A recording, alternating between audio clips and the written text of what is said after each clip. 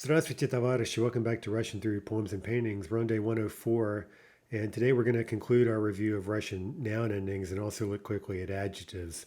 So, more review and a fairly short lesson, I think. So, first, let's look at some common irregular nouns and also remember what we mean when we say a noun is irregular. Usually, that means there's something weird in the plural, right? In the nominative plural. It could be an unexpected shift in stress, for example, or it could be an entirely new stem.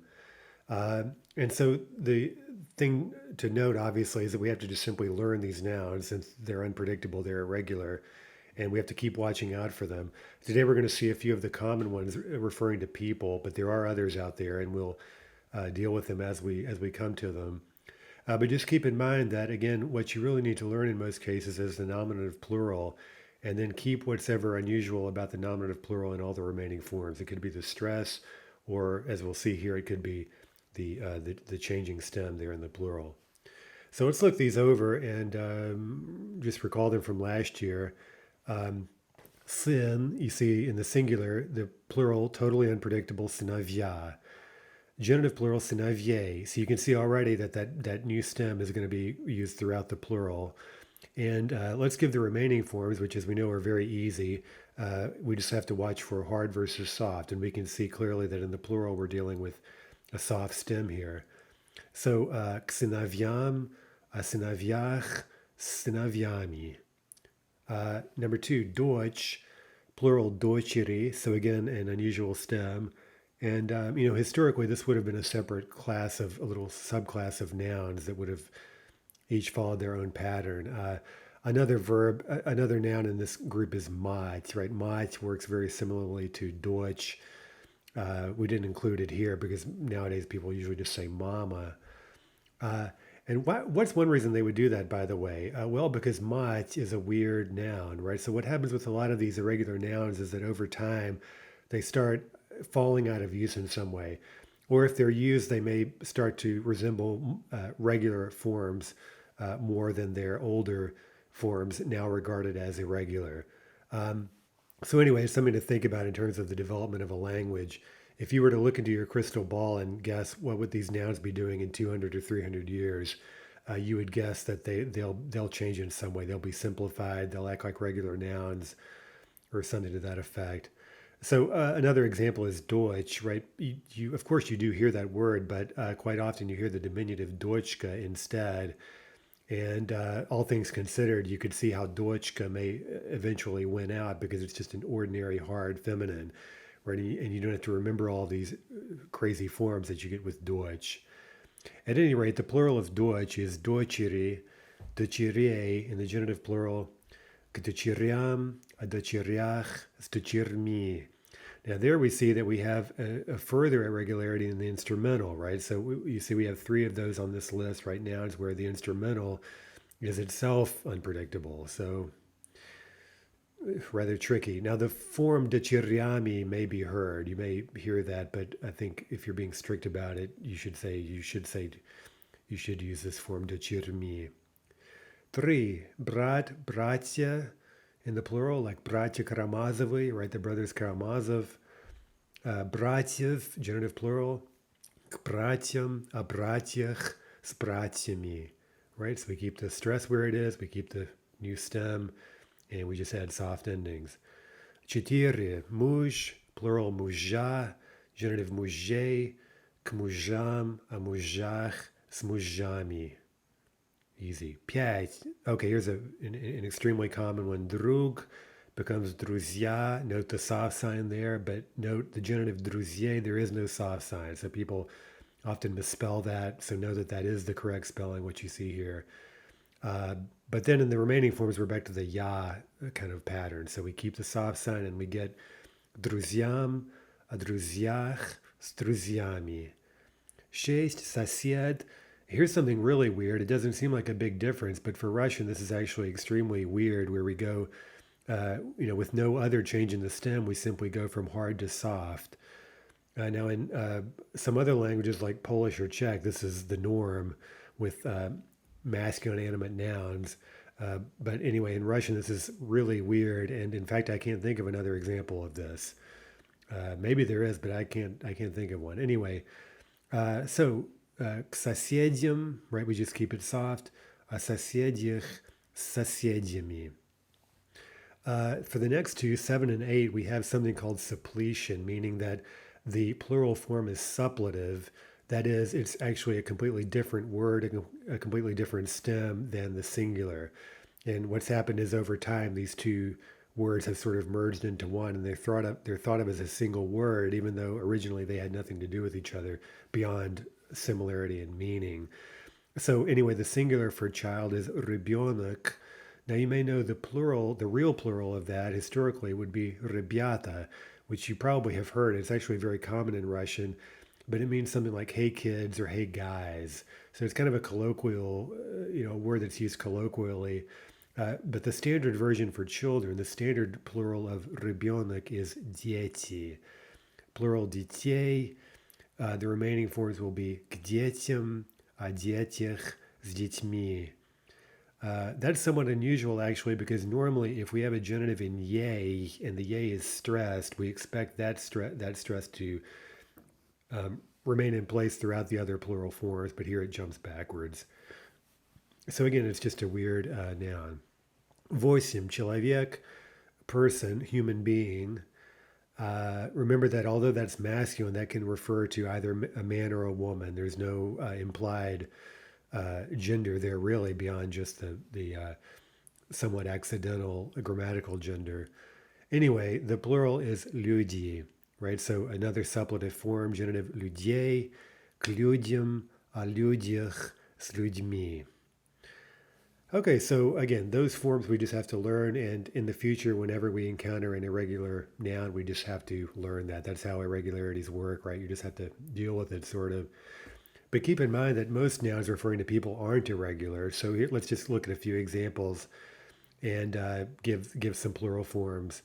Родитель, meaning a parent, that's a soft masculine, although this word is normally used in the plural, of course. Родители, родителей, and about parents would be о родителях, right? So a soft stem. Бабушка, hard feminine, бабушки, бабушек, с бабушками, right? Very easy. Три дедушка, that's a hard feminine. It looks like one, but it's actually masculine because it refers to a man. So plural would be дедушки, дедушек, zero ending, right? О дедушках, prepositional plural. Внук, grandson, plural would be внуки, внуков, genitive plural. К внукам, right? If you're, for example, you're on your way to visit your grandsons, that would be к внукам. Пять, внучка, granddaughter, hard feminine. Внучки, внучек, с внучками, right, would be instrumental. Number 6, here's one that's people often make mistakes with this because they remember that drug, right, a male friend, is irregular, as we just saw. But remember that подруга, a female friend, is totally regular. It's a hard feminine. So plural would be подруги, genitive подруг, zero ending, with female friends, с подругами.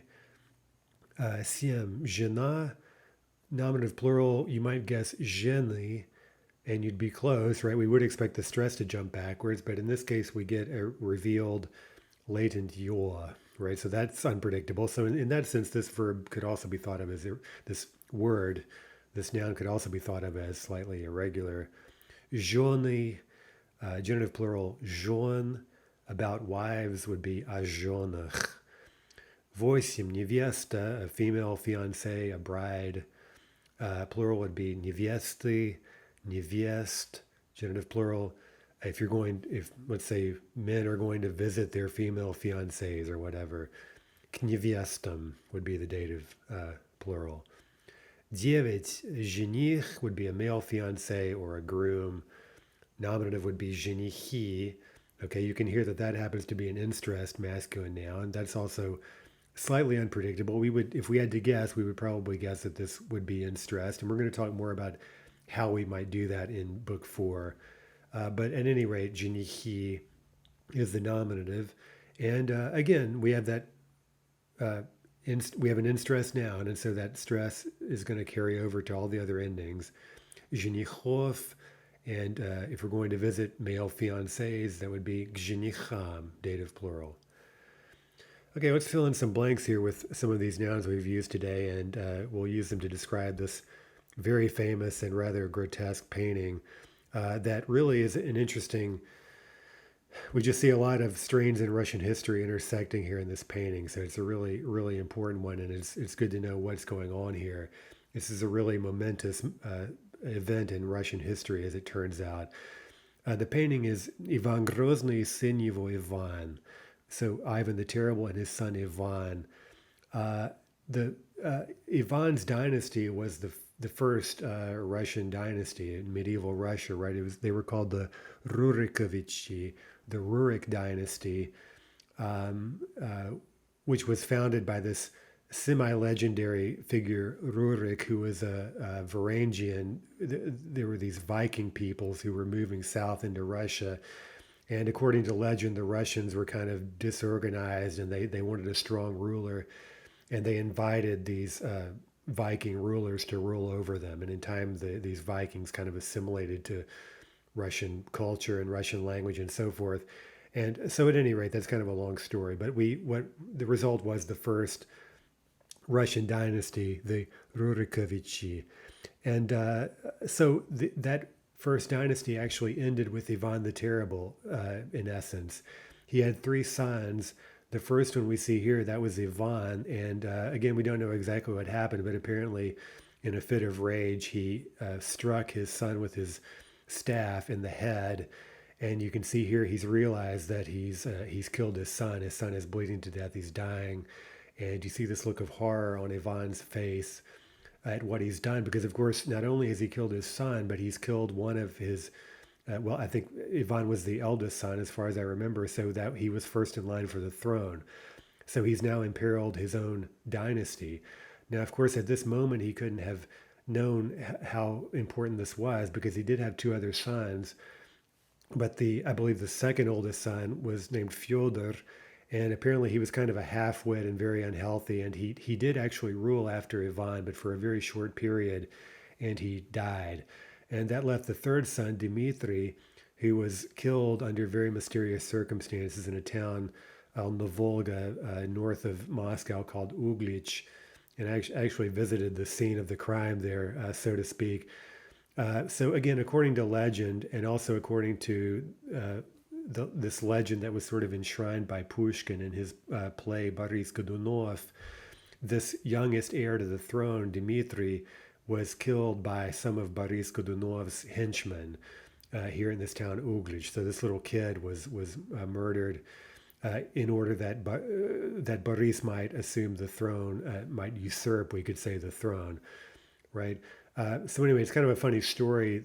When the people discovered that the Tsarevich had been murdered, right, the heir had been murdered, they went and rang the alarm.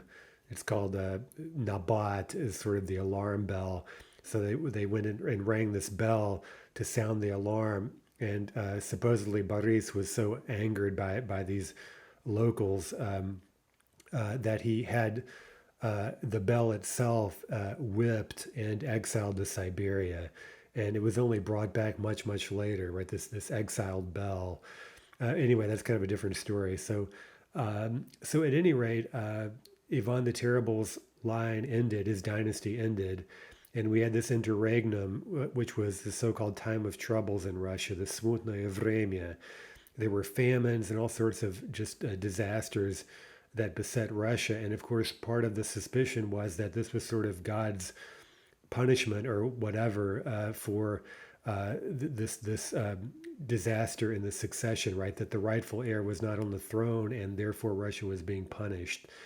Now, according to, again, Pushkin's version, Boris was guilty of murdering this child, and he started seeing the child, the ghost of the child, haunting him in the Kremlin, and eventually he went mad and died. And that's what happens in the play Boris Godunov. So be that as it may, after Godunov died, there was a new Tsar elected, a certain Mikhail Romanov, and that began the Romanov dynasty that ended, of course, only when with the Bolshevik Revolution. And of course, the last Romanov, Nikolai II, was killed by the Bolsheviks along with his entire family.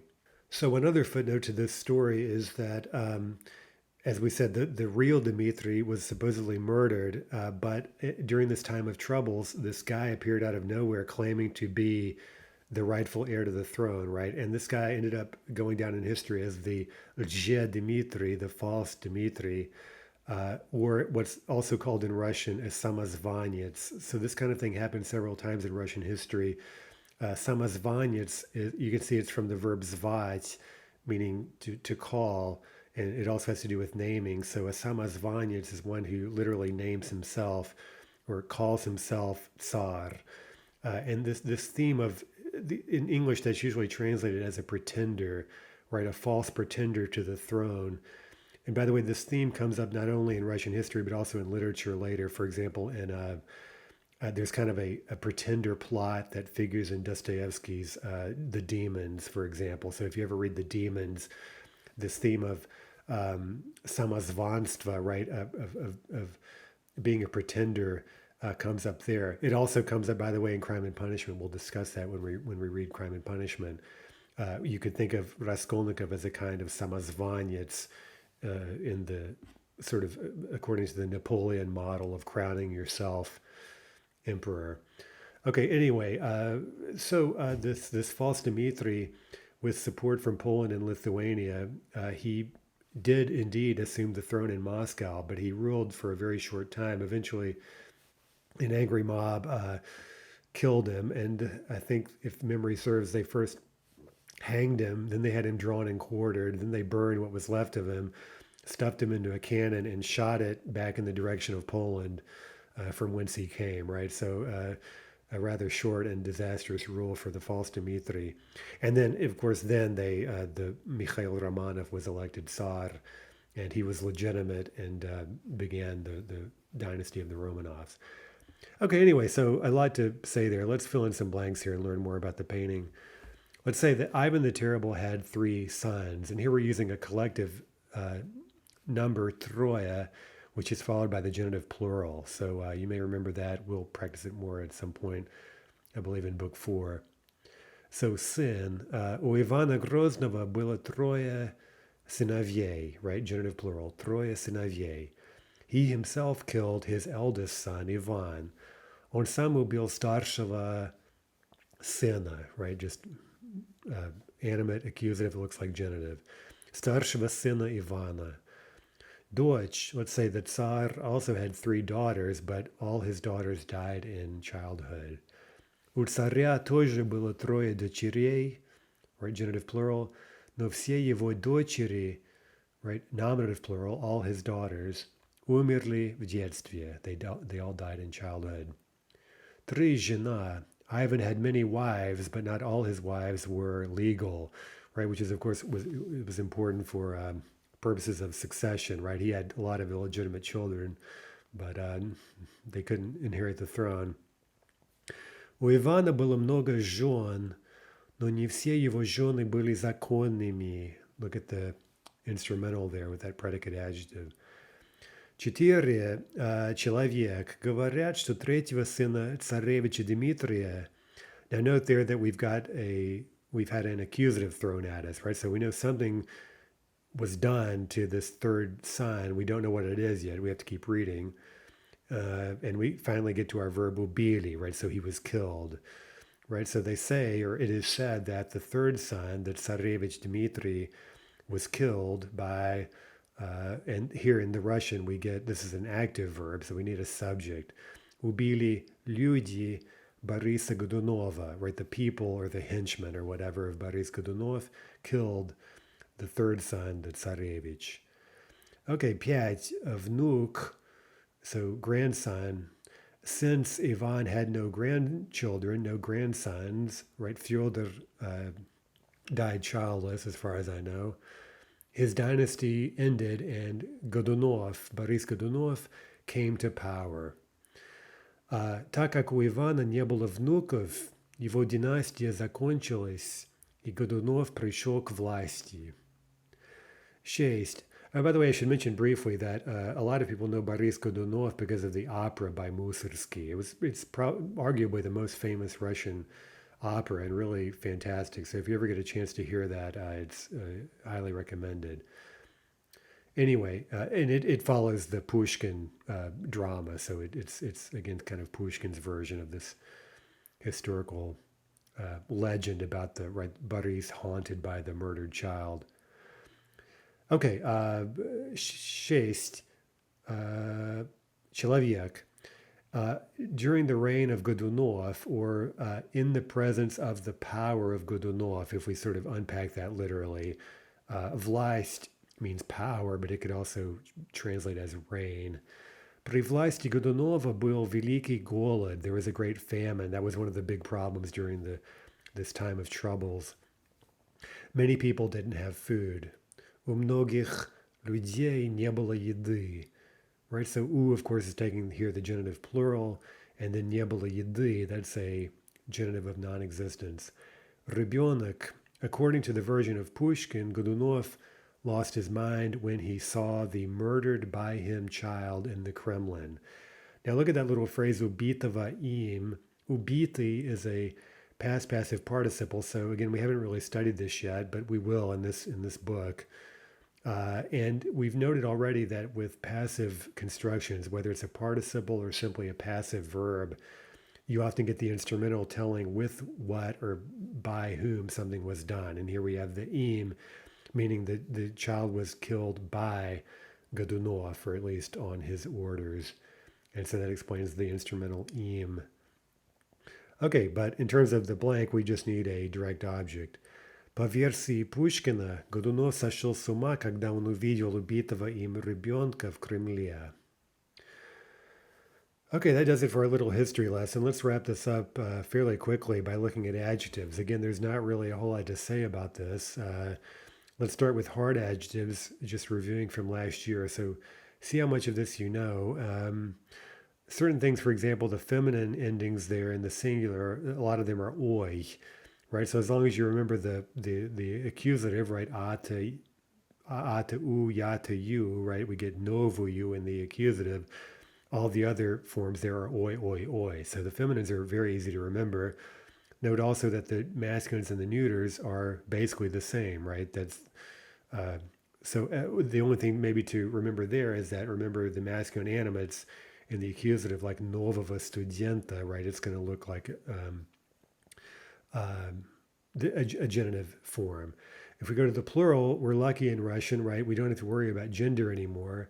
The only exception to that might be, again, for for any animates, right? Remember, masculine animates and feminine animates are going to take what look like genitive forms in the accusative plural. So we would get novich there for our adjectives.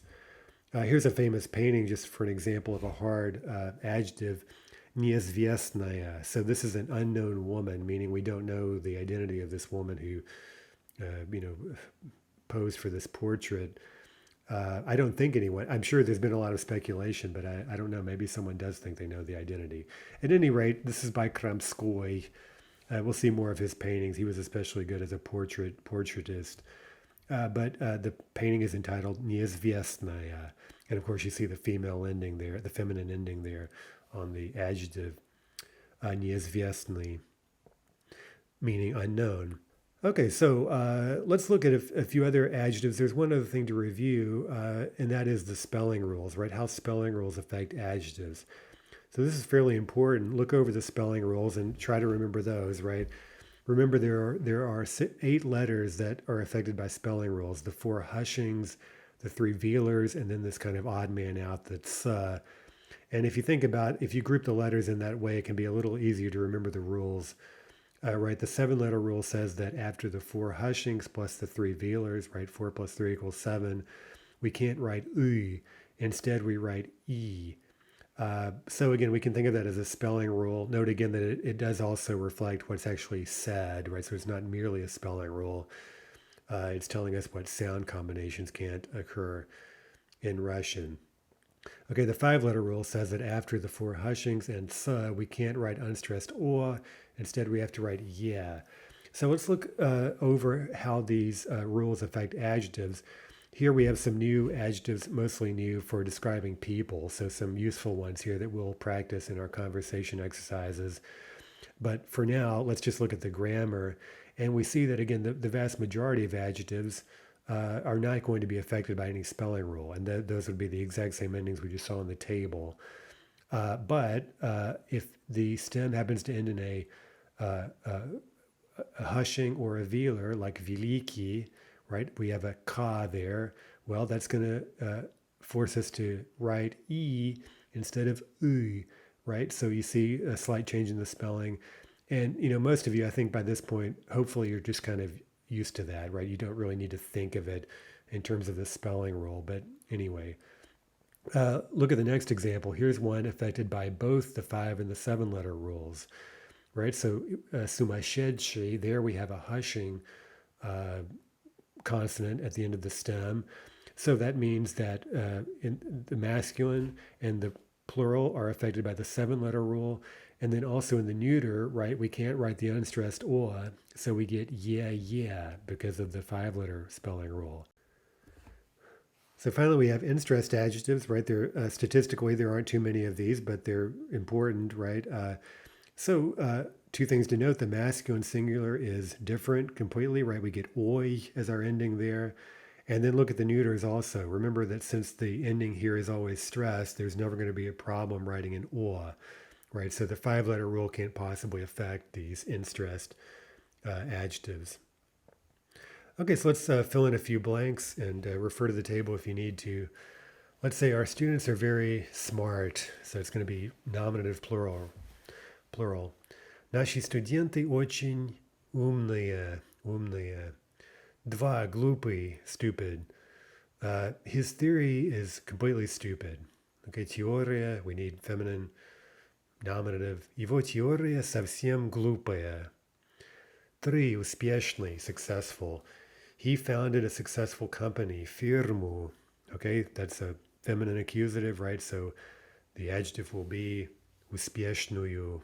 Он основал успешную фирму.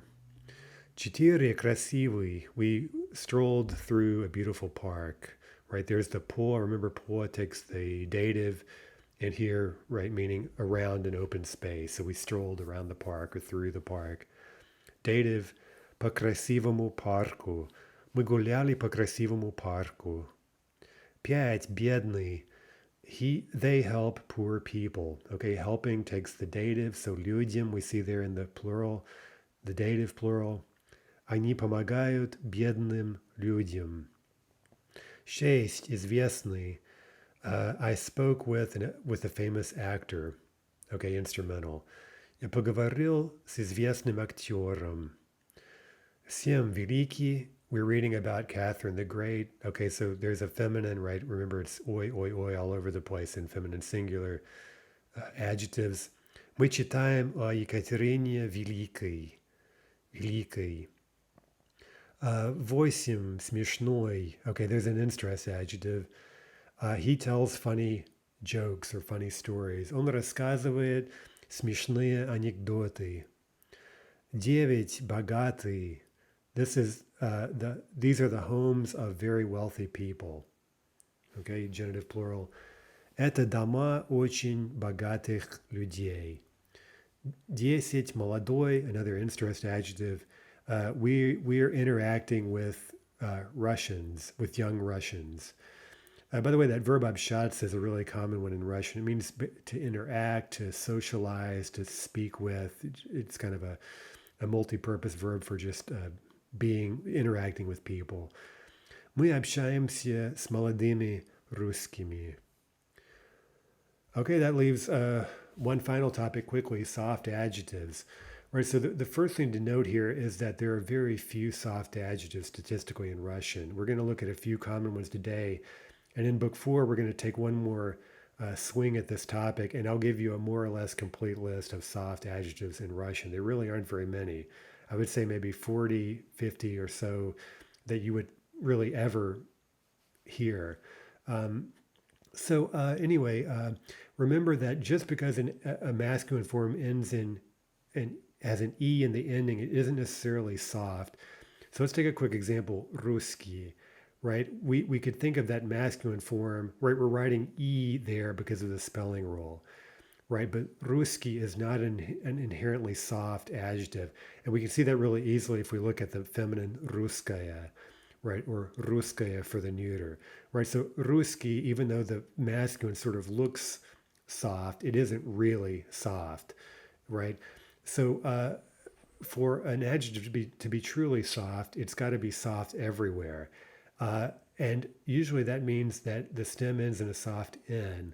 In fact, there's only one soft adjective in the whole language that doesn't end in an N, and that's kari, which has to do with the color of brown eyes, right? Eye color kari. So it's a weird adjective you hardly ever hear. So anyway, if you look over this quick list, you'll see that all of these end in ni, right? They all end in a soft N, and all of their forms are going to be soft. Now, looking over the table, again, this is kind of like with the nouns earlier. These aren't new endings. These are the same endings we just learned for the hard adjectives. It's just the soft versions of those same endings. So as long as you pick up on that, you don't really have anything new to learn here. So anyway, let's fill in a few blanks. And again, just pay attention to the spelling and be sure to keep these forms soft. Let's say we're asking here, do you have an extra shirt or extra pants? Bruki is always plural, sort of like the English pants. I've lost my luggage. У тебя есть? Okay, we need to modify рубашка, right, nominative. Лишняя. Лишняя рубашка или лишние bruki. So watch the spelling. Ya there on in the first blank. Сегодняшний, right, today's, something related to today. Let's ask, did you learn anything interesting from today's newspaper or from today's news? Right, so the first one, gazeta, that's a feminine singular. The second blank is going to be, novosti is plural, the news, kind of like in English, novosti, and новостей there, so we need genitive plural. Ты узнал что-нибудь интересное из сегодняшней газеты или сегодняшних новостей? 3, домашний, something home-related, homemade, home-cooked. Let's say I love home-cooked meals. I love кухня, by the way, can mean kitchen or cuisine, or, cooking.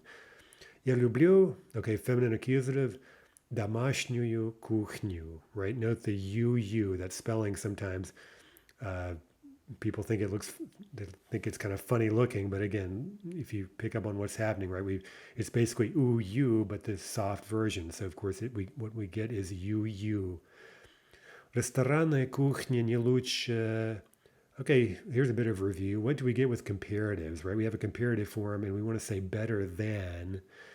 One way to do that, if you remember, is to use the genitive, right? So, ресторанная кухня не лучше домашней, right? And there, of course, the understood noun is кухня, again, feminine. So we simply have the adjective домашний without repeating the noun, which would be кухни, right? Again, in the genitive here with this comparison. Okay, 4, весенний, spring related. We love the spring sun, and we always go to the south for spring break. By the way, that word canicule, there's a useful word for students. That means spring break, fall break, a break in the school year, and it's always plural. It's a French borrowing, and it originally means something like the hot period. So I guess originally this referred to a summer break. But anyway, in modern Russian, it could be anything. But we could specify, right? Spring break. And we'll use the soft adjective весенний. Мы любим весеннее солнце, и всегда ездим на юг на весенние каникулы. 5, древний, ancient. Kiev was the center of ancient Russian civilization. Maybe you didn't know that. That's really important to know, right? Before the sort of center of Russian power moved north to Moscow, Kiev was the capital, so to speak, and for that reason it's often called the mother of Russian cities. Okay, anyway, Kiev built centrum, note that instrumental, and now we need a genitive, the center of Russian civilization, ancient Russian civilization. Древней русской цивилизации. That is, it was the center of ancient Rus, There's another great word to know. Rus is an e noun, and it refers to kind of Muscovy, right? A pre-imperial Russia, basically before Peter the Great. Okay, so anyway, we need here again a genitive singular, the center of ancient Rus, центр древней Руси. Okay, that's it for today. Tomorrow we'll continue with our review. Until next time, до свидания, товарищи.